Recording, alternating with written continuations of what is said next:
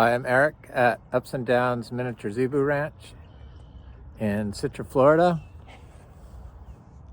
Out here with the donks. Hi, P. The cows just are heading out. It's a beautiful morning. So I'm going to talk about seeing and the power of observation for plant growth.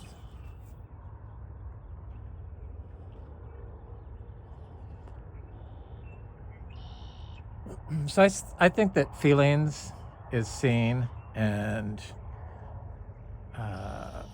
it's just a matter of being able to observe things, and probably past experience has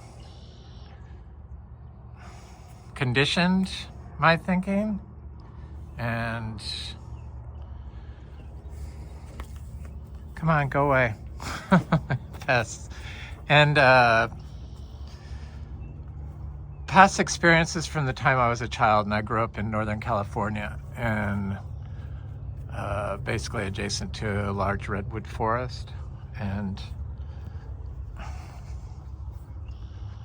I used to spend a lot of time there as a child, and I just always could feel something in the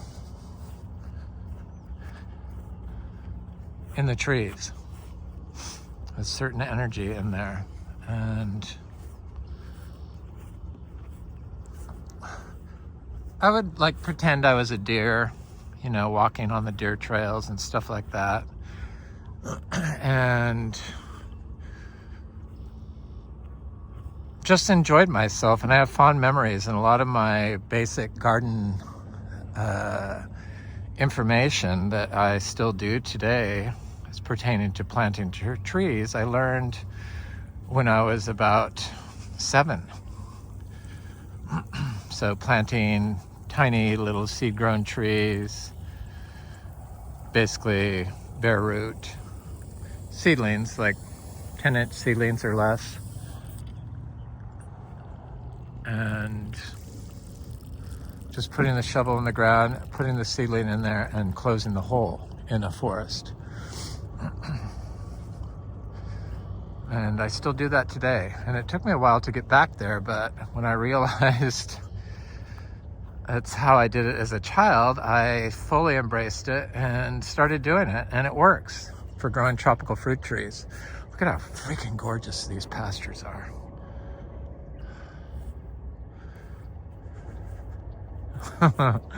So nice not to have to buy hay. Oh. So I just observed stuff in nature and grew organically and used cow manure to grow food with. As a child, that's what you did. And this is when you didn't have plastic in the system. So everything was done bare root or terracotta pots. But houseplants is what came in terracotta pots, and trees and stuff came bare root.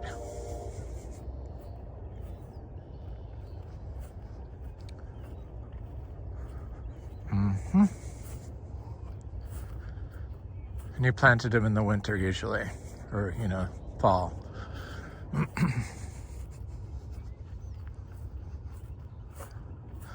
Fall, winter period. So I've been planting lots of cassava, and we have an inspection. This is about observation. Inspection with our ag inspector, or the state or the county appraiser's office, but the agricultural inspector to see if we're running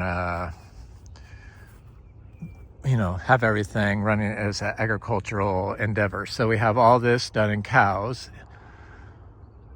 7 cows and 3 bulls. And I've been planting the understory in this old growth oak forest. It's beautiful. Everything's surrounded and polluted by plastic. So it's got plastic tape, it's been here for years. They sprayed Roundup, and yeah, it's had a lot of toxins introduced to it, but it is what it is. And most people don't worry about that kind of stuff. So that's something that people don't see. People don't see plastic. I was watching Meghan Markle, or Meghan Sussex, I guess she wants to be called now, Netflix program. It was cute. I like her. She has good energy. She has some cute ideas, so I like her. She's from LA. I'm an LA person. I was born in Newport Beach, California. I love LA. And but she was putting frosting on her cake, and she just used what is it, those Glad Ziploc bags, a big one, and put it in a jar and open it up and put her frosting in there that she made that looked yummy, and then cut the tip of the plastic off of the Glade bag, and then use it to apply the decoration on her cake she made. I thought, oh my God. And she used more than one, so she used 2 different types of decoration. But it's like people don't even see that stuff. And the functional medicine people, they are so basic. They just, they just stick to like blueberries and pomegranates and, stuff like that. There's a few basics that they constantly push. And they don't even look at how the stuff is being grown. They'll say eat organic, but nobody pays attention to plastics. People don't even see that. All agriculture, it seems, is completely married to plastic. We got rid of the trailer that was there. So I have to plant all this stuff. So I got a bunch of cassava from Frog Valley Tropical Fruit Farm, and I'm putting it in the understory. And our property line is just on the other side of the road, the little sand gravel road there on this side of that barn. That's on our property, so it's down from there. But the trailer was right here, and I just left a mess, and all this plastic skirting. The whole thing was plastic, so it's like totally infested here with plastic. The whole trailer with plastic. Vinyl siding, plastic walls, just no. Vinyl flooring. Anyway, so I planted some trees in here amongst all these weeds. And this is how we grow. And a lot of people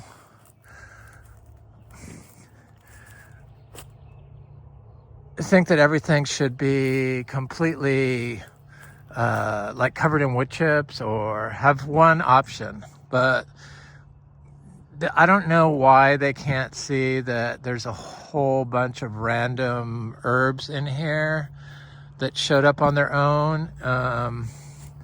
And some of them are quite beautiful, and during the afternoon the air smells really good, and altogether that like provides biodiversity to the soil system and the ecosystem.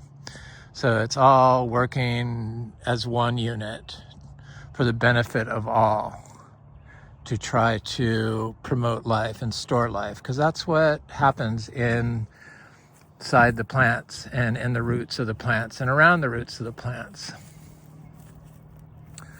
And they hold water in the system because that's what they are. They are water. So the more diversity, the more different types of biology you'll have. The more diversity of plants, the more different types of microbiology you'll have, and they can exchange nutrients and DNA between species. There are different types of families of plants. So peppers with tomato and oak tree. And they all exchange keystone species. So keystone species are needed for life because they're like a major building block of microbiology in all soil systems and us, I guess, probably. They have to be. And so people just don't see this stuff. And for thousands of years, this was all indigenous people, Timucua Indians, is that how it is said? Which were basically here 500 years ago, and the Spanish arrived, and when they described Florida in such glowing natural phenomena, glorious phenomena of floral and life that was abundant in their descriptions, it makes you kind of wonder what we did to change our description of Florida's soil systems to one that is devoid of nutrients. It's because there's no life left, that's why. And people don't see that. And that was the result of our agriculture and our management of Florida, of trying to reduce it to one pathogen, one remedy, and not looking at anything else. So stuff that kills all other biology just to kill the fungal pathogen that you discovered in, let's say, mangoes, kills life. And when you kill life, you a little life, you kill a lot of life. It's a cascading effect. And you got to build life and have homes for the life in the system, and they come in the diversity of the plants. And management of this was done on I don't know, they mowed it with heavy machinery, and they obviously sprayed Roundup or glyphosate around the trees and around like the cement structures, and definitely around all the plastic fence line. Hi, Wally. He's all locked up. No more ladies for you for a long time. Sorry, dude.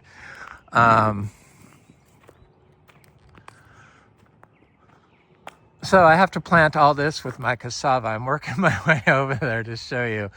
But yeah, so I did 100 yesterday, and I think I have 100 more. So I'm just doing them random in between everything, like every 30 feet or so. I think I buried a lot of my cassava last time upside down. I would show you the loquats, but it's not a very good variety. We have 2 trees. I shouldn't talk smack about it. It might die. So the power of just basically saying that with intent, negative connotation to the tree, that I didn't like the fruit, can have effect on the tree's happiness. So it sees those feelings.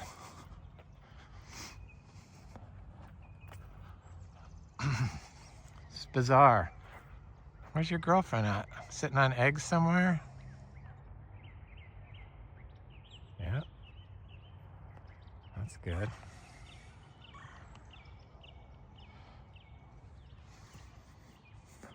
So here's where I started the bananas. So some people like see a system like Frog Valley Farm, and they like zero in on like black sapote. So I mentioned in my video that for some reason this year we just didn't have basically anything on our black sapote, but all other years it's been great. And they didn't come out and say that it was because of our natural farming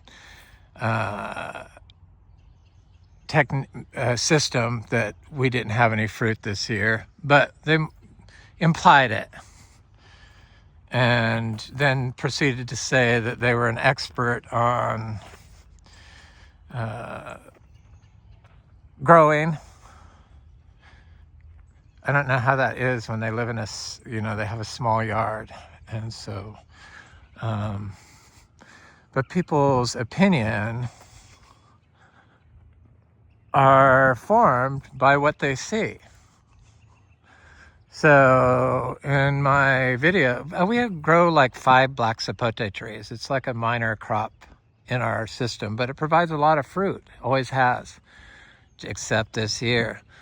But they fail to see, So if I just focused on black sapote, if I say I was a mango farmer and I only had mangoes, and so that's what they judge you on, because the people only can understand basically one crop at a time. Thankfully, the tax guy isn't one of those people. So you have to have a lot of, the property appraiser when they come to see the agricultural systems, the cows, then fruit trees and cassava. And this is all newly planted in the winter. So it's like dry farmed, newly planted, basically no inputs. And it was down to, it was 26 degrees here. These bananas never got affected, but these did, but they're coming back. But these look great. We'll see. Definitely it's better to grow the bananas taller. But see, the thing with bananas, why I like to do them first in a system, is because they are basically biological high-rises that feed keystone species and support keystone species in the soil system. So they have what it takes to provide life to other biological life, like other plants in a system.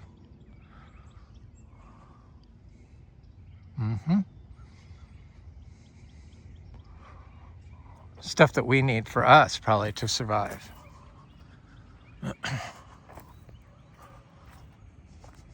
But when you use chemicals, see, that's like people say, I know how to grow, I know. So they only look at one crop, mango, and if we have a bad year, they just assume that it's because it's the way we farm.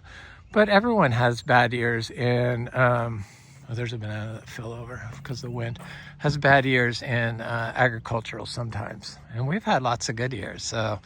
But they fail to see that there's like all those other crops there, like cashews and achachiro and imbi and sugar apples and atamoyas and cashews and star fruit and guavas and sapodillas and lychee and, numerous other things. It's not just a monocrop. And I can get fruit every day year round, but I know in a mango grove in Florida, you can't really get a huge crop every day year round. So yeah, you might have a sporadic, tiny little crop sometimes in January and December, and 3 or 4 months out of the year.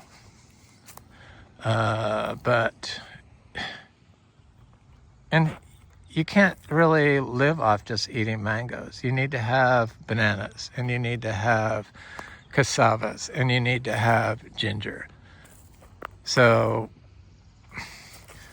they don't see that, and they put no value in anything else but the monocrop that's in their head. That's from conditioning. This one fell over too, I gotta put up. It was really windy here. So I don't know, people just don't see stuff. Hey, Norman, take a hike. The black cat going over to terrorize the other cats. He's 19. Crazy cat. Crazy cat.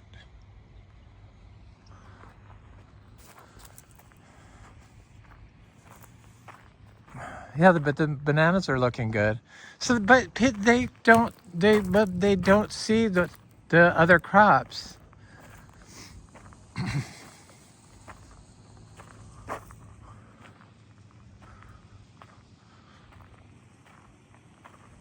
It's like people that want to come to your house and make videos and only want to come by and talk about a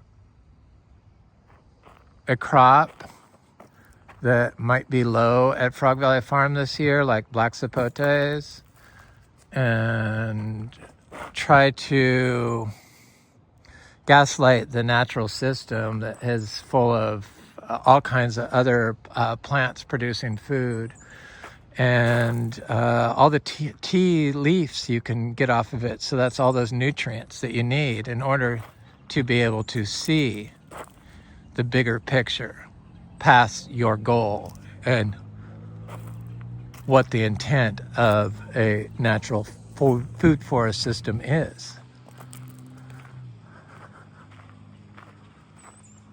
I planted some heliconias. I planted some chia spinach in here. Cassavas are coming up. Here's a cassava. Some heliconias. Here's some chia spinach. That's the fine-leafed one. So I think this is good. This is where I planted a bunch of variegated crinums, those giant crinums, the variegated one. I like crinums, the big ones, big giant ones. But the bananas, these are the bananas that I chopped the tops of them off. They're like popping out, but it would have been better if I planted the whole. I'll never chop them off again. They just do so much better when you just plant them as close to whole as possible. Hey, Snickers. I love we have all these cats and we never picked up any of them. I wanted a cat so bad and we couldn't have one because we have a Jack Russell that's not cat friendly. And I said, I want a cat, but we can't have one. We got 3 now. The people left. Or one was wild, I guess. She chose us. They all live outside. Right, Snickers? My little friend. Yeah, it looks good here. So yeah, people don't see that there's more than one crop happening, and even the best farms of monocrop have bad years sometimes. So this is my farming method is done by me, and so like my farm at Frog Valley Tropical Fruit Farm has been going on for 9 years, and it's nothing. It all doesn't happen overnight. The planting is like, it's like you put out a net for seeds and get all these seeds for extended periods of time and just continuously plant them. And over several years, I mean, that's basically what it's been like. So it's not all planted in one day like a week like a monocrop would be. It's a whole system. And it's for the health of the system. So yeah, they removed all the understory on this, and it was still is very compacted from driving over it the whole time. But I did a couple of biological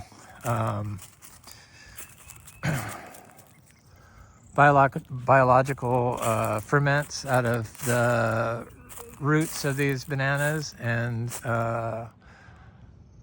some soil and some cow manure, and I did it twice.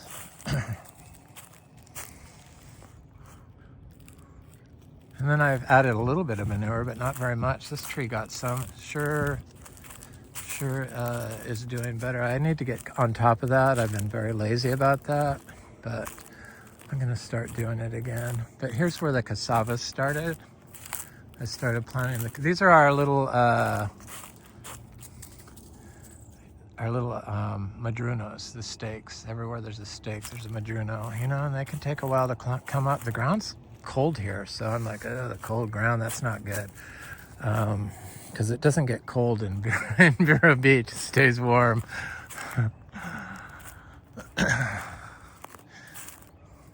But here are the cassavas. This is where I started planting them. Got all this area planted, so I just have to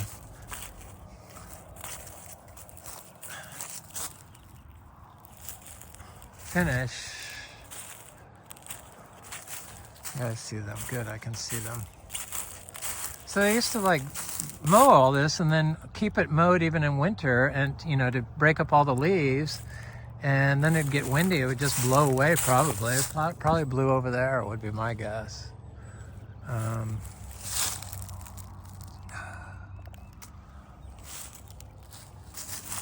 But we like to leave all this stuff. I think I'm going to make like little hedgerows out of the fallen branches. Like, there's no rabbits here, but there's no understory for them to hide in, so the owls just picked them off. I'm sure that's why there's none here. Hopefully if we get more understory, the rabbits will return.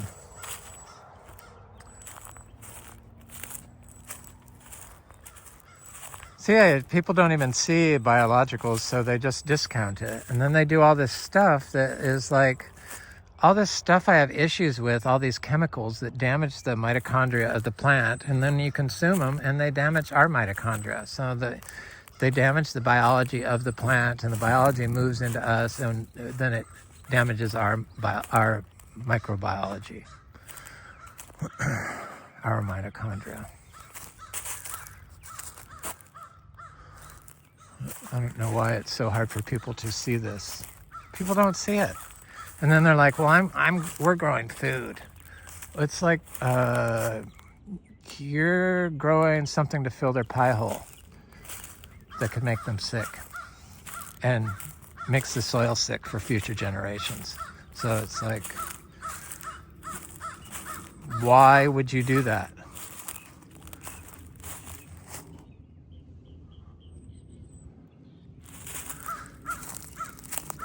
I'm gonna go look at that loquat tree. Yeah, so this area is all planted.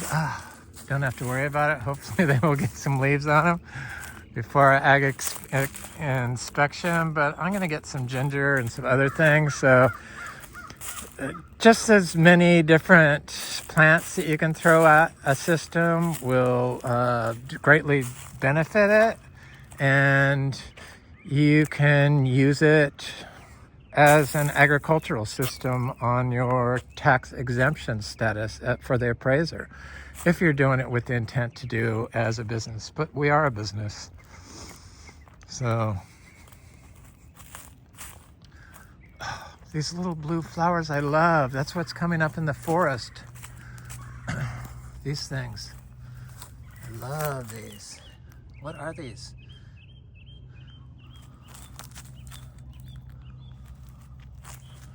So I believe that the indigenous people that were here for 9,000 years are still here, and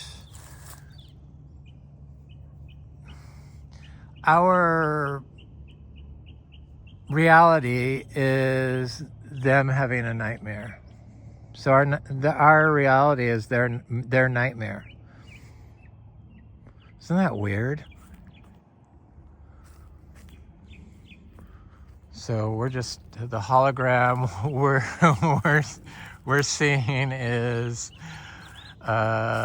happening to indigenous people here,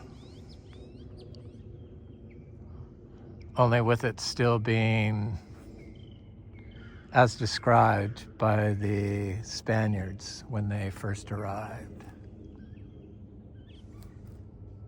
Full of life and abundant with beautiful people.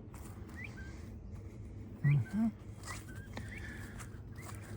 Yeah, but people don't see that this could be a nightmare. What we've done to our soil, to a indigenous person, because of conditioning. Conditioning that you need to mow your lawn, that you need to kill the bugs, that you need to sterilize everything, that you want to kill the raccoons. you want to shoot the squirrels, and you only want a monocrop. And you definitely don't want any weeds growing on your fences. That's all conditioning for sure. And it's destroying biology and damaging mitochondria in biology of plants. So look at these little tiny loquats. They're like, yeah.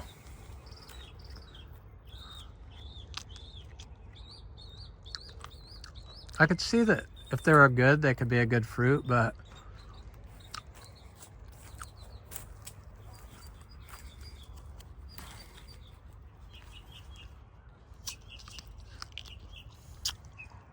nope.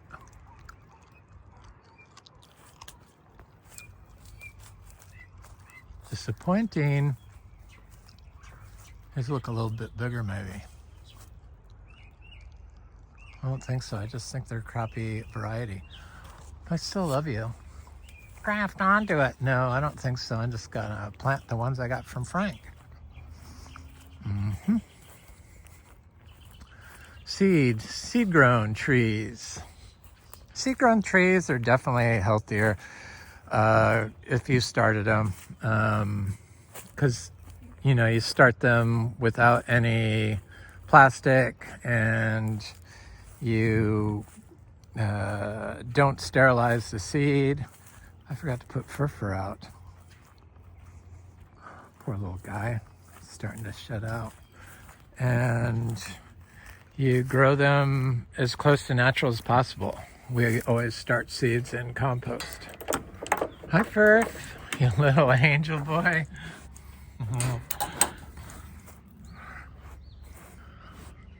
Hi, honey. Oh, I'm sorry. Hi, Chloe. What are you doing? Are you a little dear boy? He's my baby boy. Yes, he is. Oh.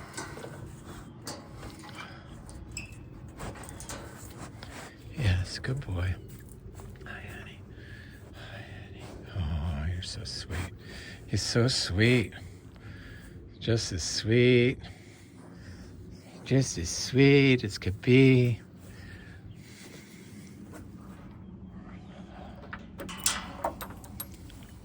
All right, just getting some new coat. Now you want to be scratched? I'm sorry. You want to be scratched and have your legs scratched? You're like a little cowboy. So sweet. He has very good energy. The deer. I love him. So sweet. He's 9 years old. I guess probably going to be 10 soon.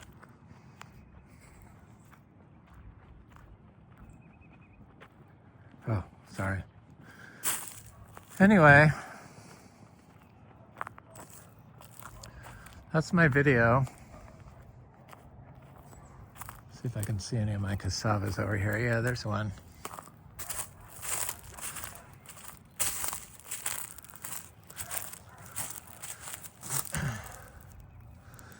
Yeah, I guess if people can't see, you just have to show them.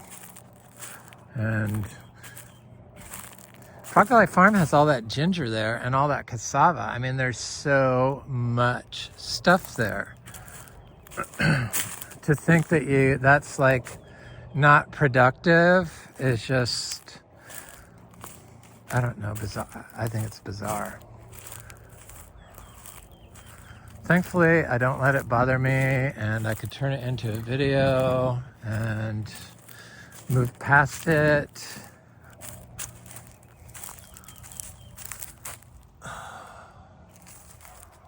But definitely don't do videos, let other people do videos unless I know them. Ew.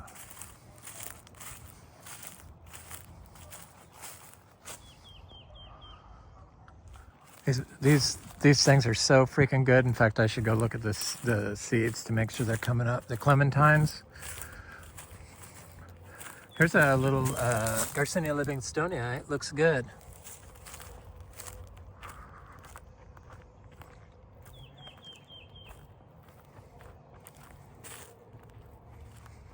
Oh yeah, citrus seeds. Where are you? Over here. There's that barking dog. I see our little mulberries are coming up, mulberry cuttings, which is good. I need to get cracking. That's why here's all my cassava. I thought I had 500 cassava. I had 200 in the whole back of the pickup. Hopefully this is another 100. Might not be 100. Gotta get this place finished planting. So, I have some citrus right here. Yes, they look good. So, yes, indeed.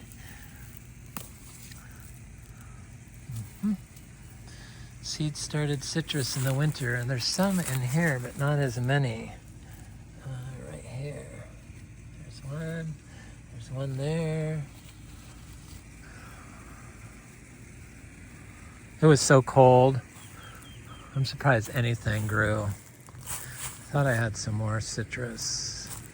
There's one. There's some coming up in here.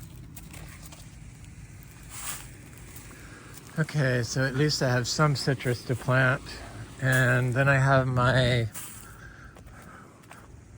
yummy loquats from Frank. He said they're really super delicious loquat, and the deer were eating them over there, so I moved them over here. They look happier.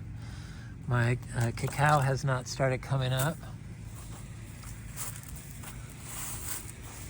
I don't know.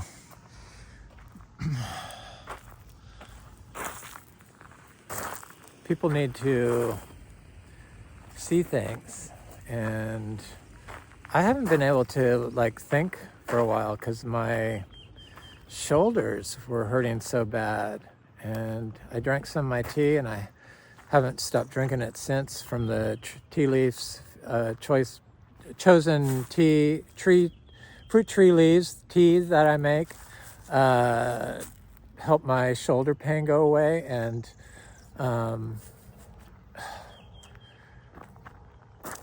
I can start thinking again. I couldn't think. I was like, what's wrong with me? I can't think, because I was inflamed. And this whole thing with being inflamed, it's a feeling, is what you see. And if you're inflamed, you can't really see, because it's like you can't. My mind couldn't work because it could only feel the pain.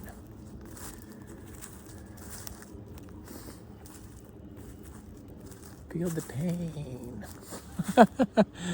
Anyway, this is Eric, and I'm at Ups and Downs Miniature Zebu Ranch in Citra, Florida, and that was my video on observation and the importance of it, and feelings as observation, and